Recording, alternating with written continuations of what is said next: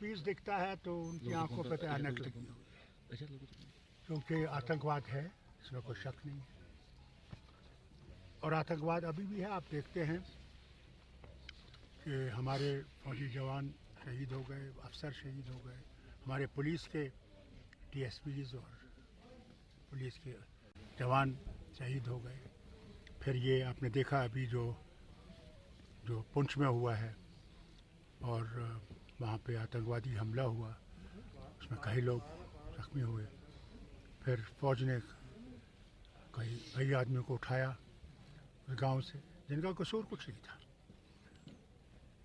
मगर वो कहने लगे आपने खाना खिलाया। उन्होंने कहा भाई हमने खाना नहीं खिलाया,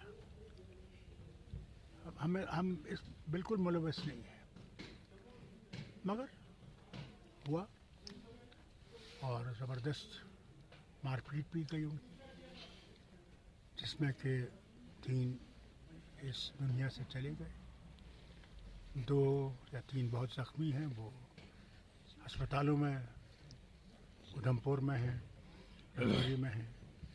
अल्लाह जाने उनका क्या हाल होगा।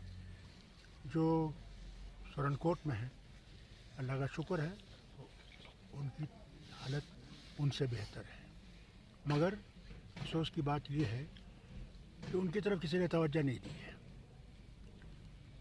वो बेचारे मज़दूर हैं, अब क्या मज़दूरी करेंगे जब उनकी टांगों वांगों पे, बाजुओं पे चोटें लगी हैं, कैसे करेंगे।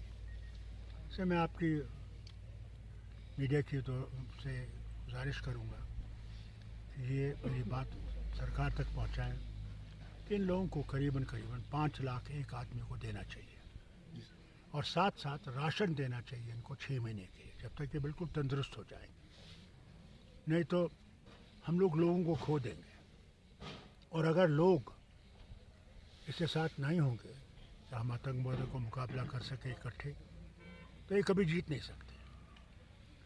जब तक लोग हैं तभी जीत सकते हैं, लोग नहीं होंगे तो नहीं जीत सकते। इसलिए बहुत ज़रूरी है कि ये ऐसी चीज़ें नहीं होनी चाहिए। बीजेपी तो ऐसी चीज़ें नहीं होनी चाहिए। और मुझे खुशी इस बात की है कि राजनाथ सिंह जी तशरीफ़ लाए, उनने इसका जायज़ा लिया, उनने उन सब रिश्तेदारों का सुना जो वहाँ उनसे मिले, उनसे कहा कि क्या हुआ है, और उन्होंने इसका वादा किया है कि हम इसकी तहकीकात करेंगे और जो भी इसमें मुलविस हैं उनको सज़ा, कड़ी से कड़ी सज़ा देंगे। हम उम्मीद करते हैं कि इसकी छानबीन जल्दी होगी और जल्दी ये लोगों के सामने आएगा कि इन्हें सज़ा क्या दी है, क्योंकि नहीं तो लोगों का एतबार जो है वो उठ जाएगा। सर जैसे कि आपने बीजेपी तो बोल रही है कि जो हालात है जम्मू कश्मीर, वो उनकी आंखों पे जो ऐनक लगी है उनसे वही दिखता है, फारूक अब्दुल्ला क्या कर सकते। डॉक्टर साहब किसको जिम्मेदार ठहरा? देखिए, आतंकवाद है, कहाँ से आ रहा है? हमारे पड़ोसी से आ रहा है, और ये चलता रहेगा जब तक कि दोनों मुल्क बातचीत के टेबल पे नहीं आएंगे, नहीं ख़त्म होगा। मैं आपसे खून से लिख के दे सकता हूँ, नहीं होगा।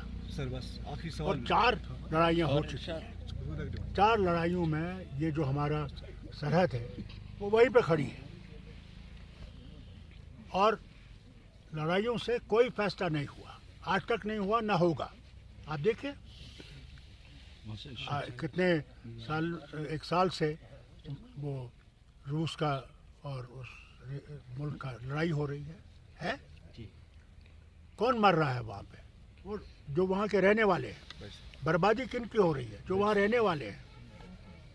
रूस की नहीं हो रही है, या अमेरिका जो मदद कर उनकी नहीं हो रही है, उन लोगों की जो वहाँ रहते हैं।